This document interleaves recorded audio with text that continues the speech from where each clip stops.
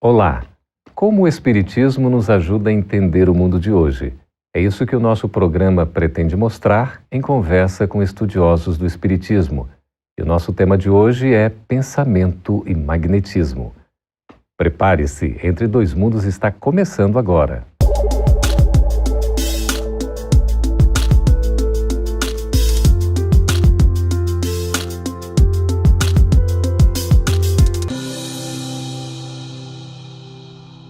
Será que o pensamento e o magnetismo podem mudar a nossa vida para melhor?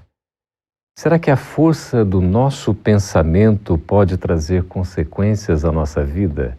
Para conversar a respeito desse assunto tão interessante, pensamento e magnetismo, estamos recebendo aqui nos estúdios da FEB TV em Brasília os nossos queridos Edmar Jorge. Seja muito bem-vindo, Edmar. Muito obrigado. E também Jack Darsa, colaborador, divulgador do Espiritismo. Seja bem-vindo, Jack. Gratidão, Geraldo. Que bom, prazer recebê-los aqui. É um assunto instigante, porque há muitas dúvidas a respeito disso e a gente gostaria de começar logo assim, conversando a respeito da definição do conceito exatamente, Edmar. O que é o pensamento? O pensamento é um atributo do espírito que Emmanuel categoriza como uma força eletromagnética. Na base, portanto, da emissão do pensamento estão, segundo ele, pensamento, eletricidade e magnetismo conjugam-se para a formação de todos os fenômenos vivos do universo. Interessante. Provocando o resultado da gravitação, da afinidade, da assimilação e da desassimilação. Isso faz parte da nossa vida do cotidiano, Jack. Onde é que entra aí, no caso, essa associação que o Edmar já está fazendo com o magnetismo? Como é que a gente pode entender o magnetismo em nossa vida? O magnetismo, na verdade, vai ser todas as forças de atração e de repulsão. E nós vamos ver isso já nas leis da física, mas vamos ver também entre os seres humanos, em todo o universo, a lei do magnetismo se faz presente.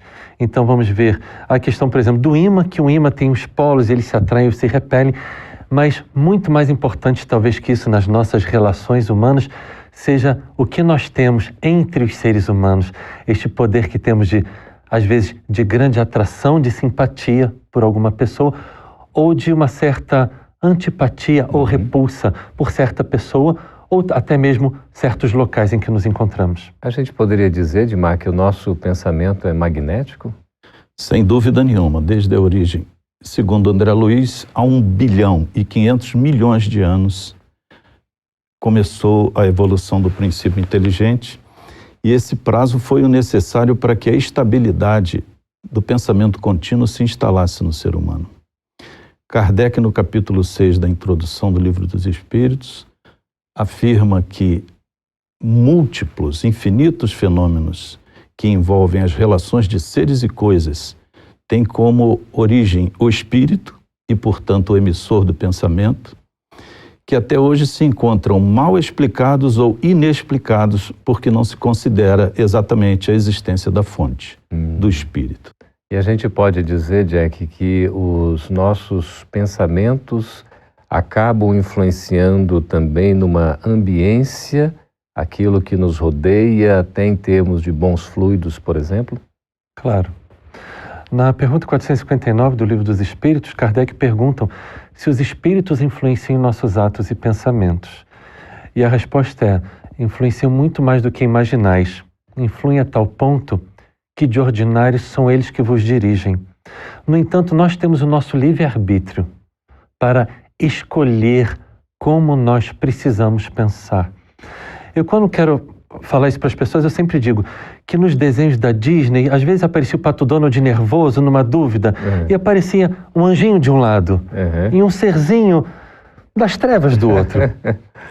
A quem ele resolvesse ouvir, ele daria mais força. Então, se ele ouvia um anjinho, o outro ser desaparecia. E o anjinho ele começava a se tornar mais forte.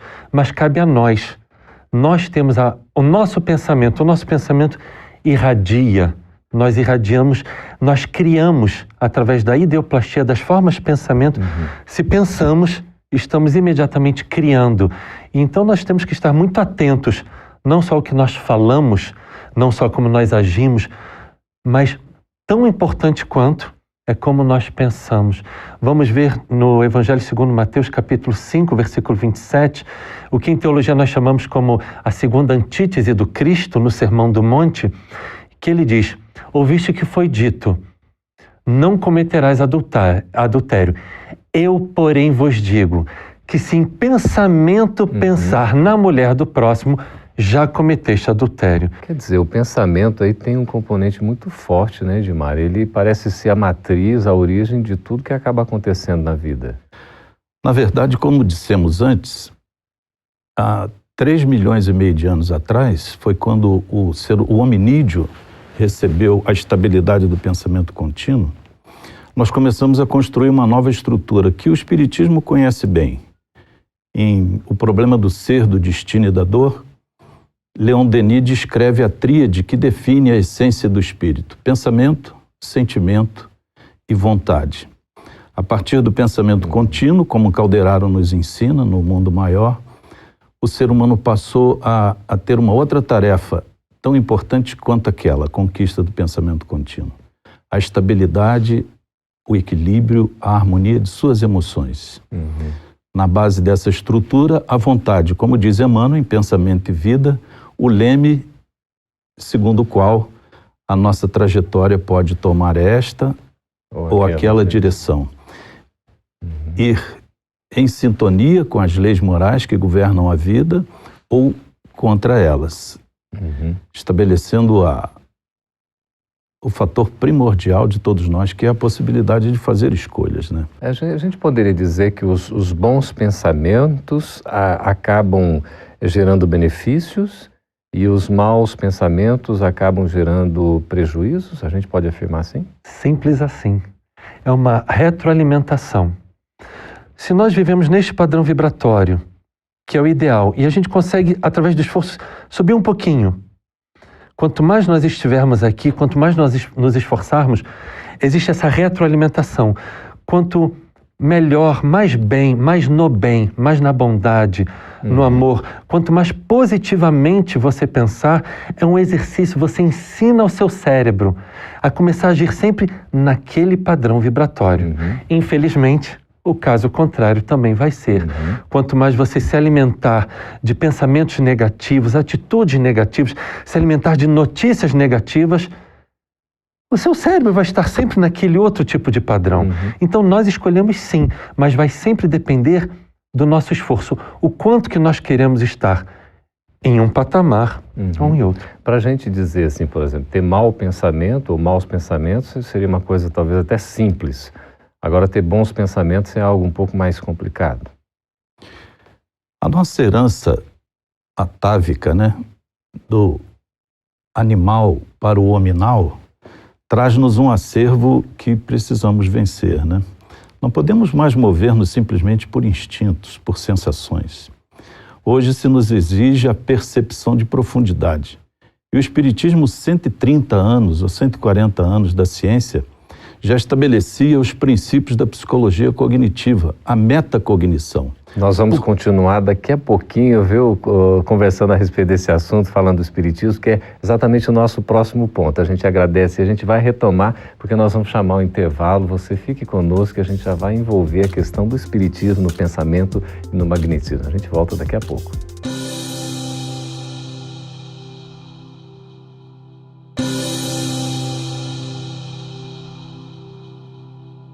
Estamos de volta com Entre Dois Mundos, conversando a respeito de pensamento e magnetismo. Edmar, você estava falando a respeito já da conexão do espiritismo, né? O pensamento e o magnetismo. Você pode, por favor, concluir? Referimos-nos à metacognição. O que é isso? É a psicologia cognitiva, ainda pouco aplicada no mundo ou pouco conhecida. Mas, na verdade, o espiritismo tem como notícia e foco das questões 459 a 464, as bases dessa metacognição, que numa síntese bem insuficiente, seria a capacidade de pensar sobre os pensamentos, de reagir sobre os sentimentos, de adaptar ou adestrar a sua vontade de maneira a controlar o próprio sistema. Isso no Espiritismo é algo que se faz de maneira corrente, corriqueira e sem a sofisticação que a psicologia cognitiva tem exposto ao mundo, né? Quer dizer, é uma visão além, não é? Meta é um prefixo grego que diz Sim, além, né? Para além de. É o conhecimento do conhecimento. Aos poucos, nós, pela academia, estamos penetrando na área que o Espiritismo já há mais de 160 anos inaugurou. Que maravilha, por isso é uma luz, né?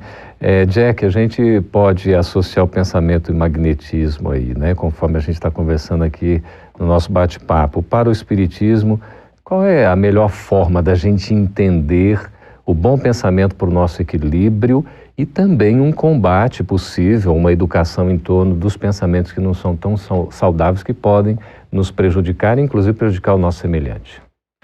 Eu acho que a pergunta principal, e que eu faço muito isso, eu pergunto muito isso para as pessoas, é: o quanto que você quer ser feliz? E o quanto que você quer ter paz na sua vida? O quanto, Jack? Essa é a questão. Então eu digo isso, as pessoas elas se ocupam demais, como eu corriqueiramente falo, com o mundo de César, com o mundo que nos cerca, mas elas não ganham tempo buscando a si mesmas. O mundo do ser. É isso. Então, nós vamos ver na pergunta 919A, Kardec pergunta: como o homem pode se melhorar? Santo Agostinho responde: um sábio da antiguidade evoluiu disse: conhece-te a ti mesmo. E Kardec, como bom pedagogo, ele fala: sim, mas como? Santo Agostinho dá a resposta: fazei como eu fazia enquanto eu estava vivo. Todas as noites, ao me recolher, eu pensava no meu dia o que eu havia feito de bom, que eu deveria repetir, o que eu havia feito que não foi muito bom, e o que eu deveria ter feito ainda mais de bem. E vamos ver este mesmo tipo de raciocínio com Paulo. A última epístola que ele escreve em sua vida, que é a segunda epístola para Timóteo. Paulo nos dá uma frase que, junto com a resposta da pergunta 919A, ela pode se resumir o nosso dia a dia. Paulo, ele repensa toda a sua trajetória, escreve a Timóteo, 2 Timóteo capítulo 4, versículo 7. Terminei a minha tarefa, combati o bom combate, guardei a fé. Eu digo que a pessoa ela precisa se esforçar, ela precisa estar vigilante. Vigiar e orar para não cair na tentação. Está vigilante com o seu mundo interno e não somente com tudo que a cerca. Nós estamos vivendo aí períodos extremamente difíceis, não é? A gente poderia dizer isso, Edmar, desafios, necessidade de testemunhos, não é? A coisa assim não é tão simples. Será que nós estamos dando conta, né, desse processo ao que o Jack estava se referindo, de realmente realizar esse bom combate conforme, né, o testemunho do próprio Paulo? Estivemos ao longo desses séculos com a consciência de sono, como nos define Joana de Ângeles, né? E a consciência de sono agora esbarra no abalo físico e moral previsto no Livro dos Espíritos, na Lei de Progresso, que exige do homem refletir exatamente sobre o que é, o que faz aqui e para onde vai. Nesse sentido, nós ainda mal começamos a exercitar a regra básica: fazer ao próximo o que gostaríamos que nos fizessem. Vale dizer, nós estamos já na transição da regra máxima, que não é essa, é a básica. Jesus, antes de ir, deu o norte, né? João 13:34. Não vos digo mais que vos ameis como gostarias de ser desamados. A gente está tendo aqui, meus amigos, a citação de algumas referências, inclusive evangélicas, bíblicas, para dizer também que no Espiritismo nós somos aprendizes, não é? Evidentemente, do Evangelho de Jesus, porque todo o Espiritismo é fundamentado nos ensinos de Jesus. Por isso essas referências são muito bem-vindas e é importante até para dizer que o Espiritismo é também cristianismo, não é? Cristianismo redivivo, tirando realmente da letra o Espírito, né, que vivifica. Quanto às práticas, aqui nós temos pouco tempo, mas é importante a gente dizer, porque no Espiritismo a gente utiliza também a chamada fluidoterapia, não é, Jack? A questão do passe, não é? Da água fluidificada, a oração, enfim, como é que isso pode beneficiar também as pessoas que buscam as casas espíritas? A questão do passe e a da água, quando nós adentramos uma casa espírita, assistimos uma palestra, nos harmonizamos com o local e após isso vamos tomar um passe, nós efetivamente vamos conseguir receber todo o benefício que o passe irá nos dar. O passe é essa irradiação, essa transferência, essa doação de fluidos, tanto da espiritualidade quanto do médium passista que está ali se colocando como instrumento do Cristo para auxiliar. No entanto, temos notícia dos amigos espirituais que muitas pessoas, ao colocar os 2 pés fora da cabine de passe, já perderam todo o benefício, porque precisa haver uma predisposição da pessoa. Ela precisa ter fé, ela precisa acreditar, precisa confiar. Então, pela ação de sua própria vontade, em querer, em acreditar, o passe ele realmente terá todo o seu efeito. Nesse contexto, Edmar, a oração também colabora, não? Sem dúvida. E hoje já não mais nos precisamos socorrer da religião, né? Porque a fé hoje é pesquisada em Harvard. Cientificamente. Exatamente. E George Weiland, psiquiatra pesquisador nessa área, recomenda que uma fé inabalável só se constrói com emoções positivas. Ocorre que entre o pensamento e a emoção... É uma distância boa, né? 300 milissegundos. Segundo Antônio Damasio no livro O Erro de Descartes. Mas a maior distância que se pode conceber para um ser qualquer é a que Thomas Merton adverte. É a distância entre a mente e o coração. Se nós não disciplinarmos as nossas emoções, não as administrarmos de maneira correta, nós teremos grande dificuldade. Referimos a João 13:34, eu vou enunciar o conteúdo da nova regra, que é a regra para o próximo milênio. Não que nos amemos como gostaríamos de sermos amados, mas que nos amemos como Ele nos amou. Que ele coloca essa condição. A referência nós temos, a diferença é muito grande. Pois é, nós estamos conversando com o Jack, conversando aqui também com o Edmar a respeito desse assunto tão bonito, importante, que é o pensamento e o magnetismo. Nós já vamos nos preparando para o próximo bloco, quando vamos responder as perguntas que você fizer. Pode escrever para nós, tem o endereço no vídeo. Você pode assistir a esse e outros programas também da FEB TV pelo canal Gotas de Luz. Fique à vontade, é sempre uma satisfação contar com a sua presença, a sua companhia. Nós vamos para um breve intervalo e voltamos daqui a pouquinho. Fique aí.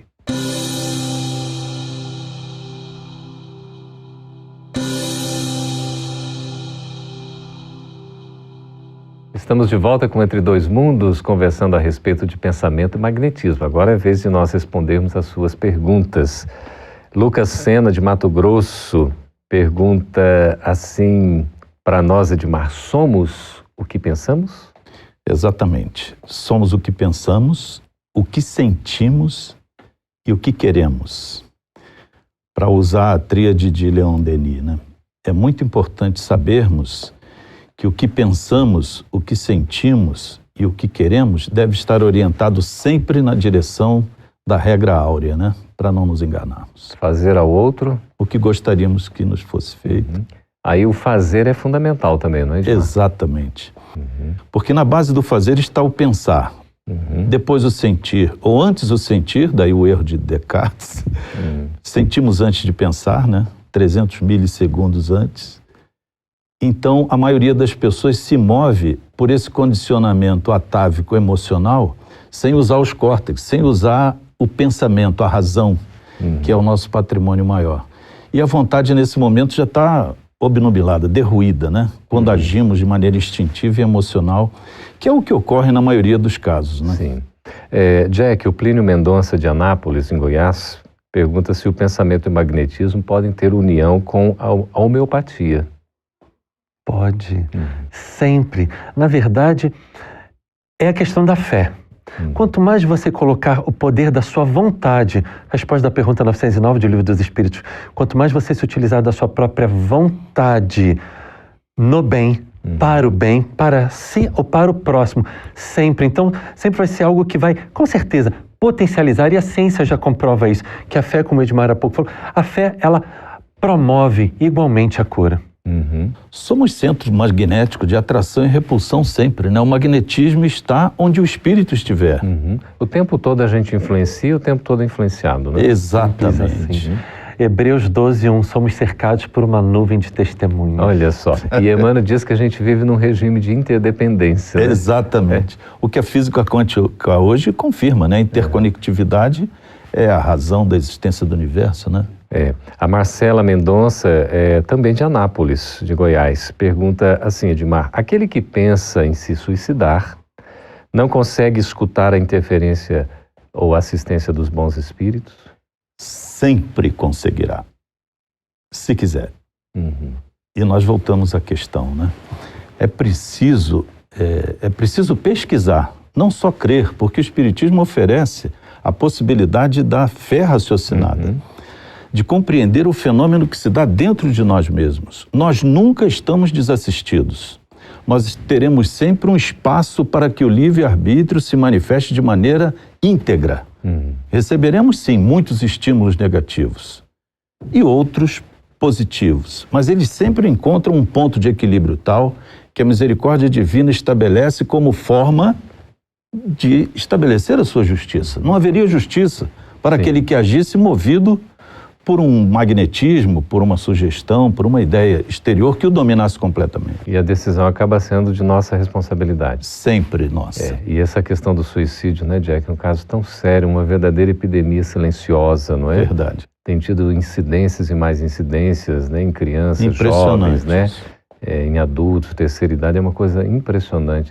A gente precisa combater veementemente isso, Com né? certeza. A vida, né, tem o seu valor. O ser humano, infelizmente, nós todos, nós nos deixamos levar pela vida, essa vida tão corrida que nos cerca. E a depressão, ela é exatamente esse sintoma. Para de olhar para fora. Olha um pouco para dentro de si. A vida é muito mais do que tudo que te cerca. Nós temos um universo dentro de nós, nós precisamos querer viver. No Evangelho de João, capítulo 10, versículo 10, o Cristo nos diz, eu vim para que vocês tenham vida e vida em abundância. E as pessoas precisam querer ter essa vida, estarem em paz, serem felizes. Todos nós podemos, mas precisamos querer muito. Tem que ter essa vontade firme, não é? Pedro Paulo, de Campo Grande, Mato Grosso, ainda aqui com você. Todas as ações são os magnetismos dos nossos pensamentos? Dos nossos e da espiritualidade que nos cerca. Então, você quer sempre estar... Quanto mais nós estivermos no bem, focalizando bem, trabalhando no bem, mentalizando bem, pedindo auxílio através da prece, como está lá na resposta da pergunta 660 do Livro dos Espíritos, mais auxílio nós vamos receber. Eu digo para as pessoas, nós não estamos sozinhos e nós não podemos estar sozinhos. O Cristo foi auxiliado pelo Simão vindo da cidade de Cirene para carregar a sua cruz. Nós também não estamos sozinhos. Cada um de nós possui um mentor espiritual e vários protetores, mas nós precisamos querer estar em contato com eles e permitir que eles adentrem a nossa vida para nos auxiliar. É uma bênção, não é? Essa assistência espiritual. Nós temos aqui a pergunta da Fernanda Vieira, de Natal, Rio Grande do Norte. Podem me explicar sobre a questão 466 de O Livro dos Espíritos? Essa questão pergunta o seguinte, Edmar. Por que Deus permite que espíritos nos incitem ao mal? Complexa, né? Mas, como disse o Jaque ainda há pouco, essa questão, a resposta é explicativa à exaustão. Porque nós não estamos ao sabor do mal. Aliás, o mal não existe, mas essa questão é para outro momento. Deus permite que essa influência nos ocorra, porque na verdade ela está em nós. Ela precisa ser removida de nós. Mas apesar disso, em contrapartida, nós temos todos os estímulos para o bem trazidos pelas entidades venerandas que nos amam e nos querem ver felizes. Então nós não estamos definitivamente arrastados ao mal. O mal é a ignorância do bem, é a ausência do bem, como o frio é a ausência do calor. Na verdade, o que precisamos, e o Jaque já antecipou, né, na pergunta anterior, nós precisamos mover a nossa vontade na direção certa, de maneira a ir progressivamente reduzindo ou eliminando as influências que podem nos levar a cometer atos contra as leis morais que governam o universo e a vida. É porque poderia dar a impressão, né, Jack, de que a gente assim é influenciado e nós não temos como resistir a uma influência negativa. Então a gente acaba descambando para o erro porque não tem outra alternativa, o que é um equívoco, não é? É um grande equívoco. Nós precisamos entender que as rédeas das nossas vidas estão nas nossas mãos. Exatamente. Não está nas mãos de terceiros. Então, a minha vida é minha, a minha vida me pertence. A gente costuma transferir muito, né? O tempo todo, todos nós transferimos, né? Até para a própria vida, né? Nós transferimos as nossas infelicidades, tudo em nossa vida nós transferimos. Porque fulano... Não, querido, é você. A vida é sua, é minha felicidade, é minha paz. O que eu preciso?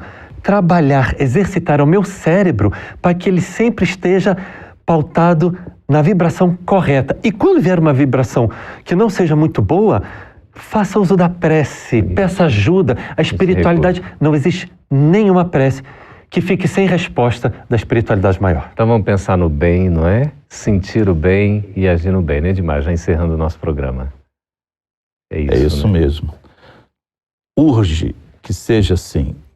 Nós não somos levados, não somos arrastados inevitavelmente ao erro, ao mal, à infelicidade. Mas somos potencializados para o bem, não é? Exatamente. Pois é, queremos agradecer, Edmar, a sua presença, muito obrigado. Nós é que agradecemos, obrigado. Também, Jack, pela presença. Pela oportunidade de estar aqui. Querido. E ótimo, excelente participações, nós estamos agradecendo também a sua colaboração, as suas perguntas, continue participando sempre, porque a sua participação torna esse programa cada vez mais valoroso para todos nós que estamos acompanhando e aprendendo à luz da doutrina espírita. Muito obrigado, esteja conosco no próximo Entre Dois Mundos.